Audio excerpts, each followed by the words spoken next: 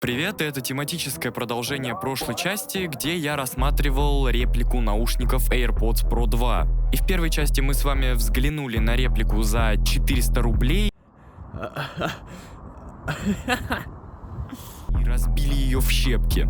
И мне кажется, это самая дешевая копия AirPods Pro 2 на рынке, какая только существует. Мне кажется, только оптом можно найти дешевле. Сегодня же мы рассмотрим копию уже за 1300 рублей. Благородная цена. Она меня, кстати, очень сильно удивила своим качеством. По моим впечатлениям, когда я заказывал эту модель, я был уверен в том, что я разобью и наушники за 400 рублей, и за 1300, потому что для меня казалась такая цена, слишком маленькой для качественной копии. Но я ошибался. Был момент, когда я уже выбирал способ, как избавиться от копии за 1300 рублей. Это было еще до открытия коробки. Когда я ее открыл, я, конечно же, очень сильно поменял мнение. И вот почему. Пожалуй, стоит начать с комплектации. И здесь все практически идентично с оригиналом. Разве что парочка наклеечек по шрифту, чуть-чуть отличается. Еще проблема, кстати, с стикерами на упаковке. Они очень проблематично отрываются. А еще были, большие, да нет, я бы даже сказал, огромные проблемы с коробкой, а точнее с ее открытием. Я потратил больше 3 минут на то, чтобы открыть эту самую коробку. Да я не могу ее. В комплекте идет провод Type-C на Type-C, плетеный, красивый, как сейчас начали делать Apple. Все макулатурки, кстати говоря, тоже положили в комплекте. Как я понял, яблочко больше у нас не кладут. Но в качестве приятного подарка мне положили оригинальный адаптер от Apple и чехол к кейсу наушников. Чехол, кейс, наушники, кейс, это же и есть чехол, получается.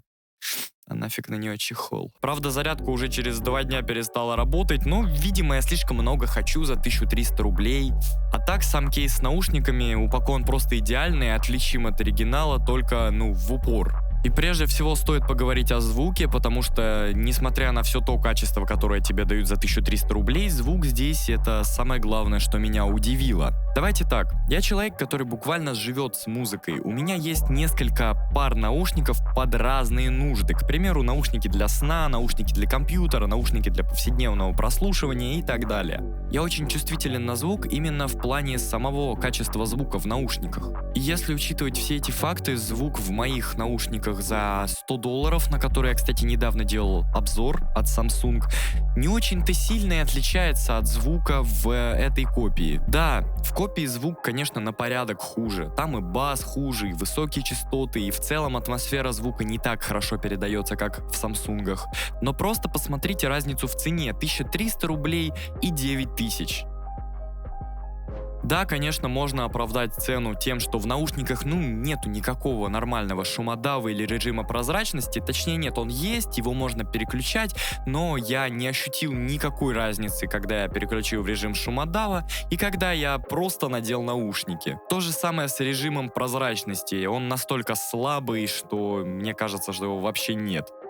Жесты касания на наушниках, конечно, работают, но они очень сильно чувствительные. Порой случайно задеваешь наушники даже не в месте касания, а они ставят трек на паузу, переключают его, повышают громкость и делают очень много неприятных вещей. А еще у меня в первое время после покупки была проблема, из-за которой мне все-таки хотелось утилизировать эти наушники. Они просто неведомым образом начинали постоянно переподключаться к телефону, и это было просто невозможно слушать, но через 2 дня каким-то образом проблема просто сама решилась. По качеству материалов тут, как и на всех подобных копиях, проблемы с крышкой на кейсе. Она очень быстро расшаталась буквально спустя 2 дня после активного прослушивания музыки. И что-то мне, конечно, подсказывает, что она также отвалится, как и на копии за 400 рублей. И по итогу эти наушники идеально подходят для людей, которые не хотят много тратиться на звук. В них не стыдно выйти на улицу, и они соответствуют абсолютно всем базовым критериям, которым должны соответствовать наушники в 2024 году. Я крайне не рекомендую вам покупку неоригинальной продукции, тем более от Apple,